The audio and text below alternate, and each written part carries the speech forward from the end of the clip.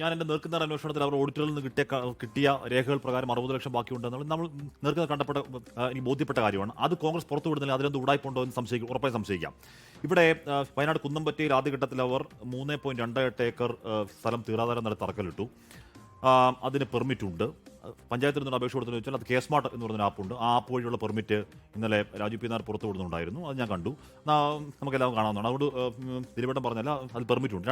പിന്നെ അടുത്ത കാര്യം, ഈ ആനത്താര എന്ന് പറയുന്ന ആരോപണം രാഷ്ട്രീയ ആരോപണം മാത്രമല്ല, അത് ക്രൂരമായ ആരോപണം. കാരണം എന്താണ്, ഏതെങ്കിലും കാലത്ത് അവിടെ ഒരു വീട് വെച്ച് താമസിക്കാൻ വരുന്നവരെ ഭീതിയിലാക്കുന്ന ആരോപണമാണ്. അവിടെ ഒരു ആനത്താരയുമല്ല, അവിടെ ഒരു കാട്ടാനയും ഇറങ്ങിയിട്ടില്ല, അവിടെ ഒരു കാട്ടാന ആക്രമണം ഉണ്ടായിട്ടില്ല.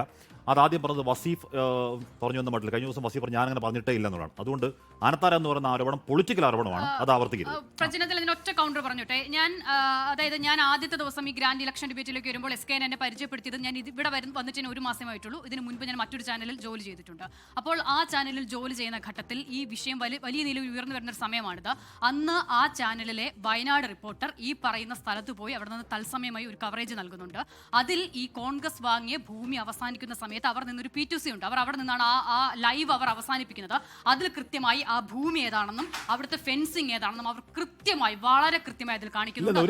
ഒരു ആന ഇറങ്ങിയിട്ടില്ല, ഒരു കാട്ടാനാക്രമണത്തിന് അല്ല വസീഫ് പറഞ്ഞില്ല. അല്ല വസീഫിന്റെ കാര്യമല്ല ഞാൻ പറയുന്നത്. ആരോപണം ഉന്നയിച്ചു വസീഫ് പറഞ്ഞില്ല. വെറുതെ മനുഷ്യന്മാരുടെ മനസ്സിൽ ഭീതി കോരിയിടരുത്.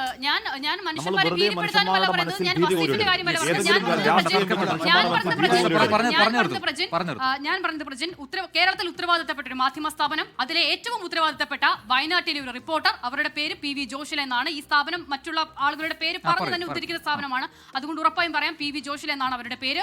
അവർ ഈ പറയുന്ന സ്ഥലത്ത് പോയി ഒരു ലൈവ് റിപ്പോർട്ട് അന്ന് പങ്കുവച്ചിരുന്നു. അതിൽ ഈ സ്ഥലം ഏതാണെന്നും അവിടുത്തെ ഫെൻസിങ് ഏതാണെന്നും അവർ അടിസ്ഥാനത്തിലാണ് ഞാൻ ഈ കാര്യം. അങ്ങനെയാണെങ്കിൽ വീട് വെക്കാൻ പെർമിറ്റ് കൊടുക്കില്ല, അതിന് പെർമിറ്റ് ഉണ്ട്. ആ പഞ്ചായത്ത് കൊടുത്ത പെർമിറ്റ് ആണ്. ആനത്താര വീട് വെക്കാൻ പെർമിറ്റ് കൊടുക്കും പഞ്ചായത്ത്.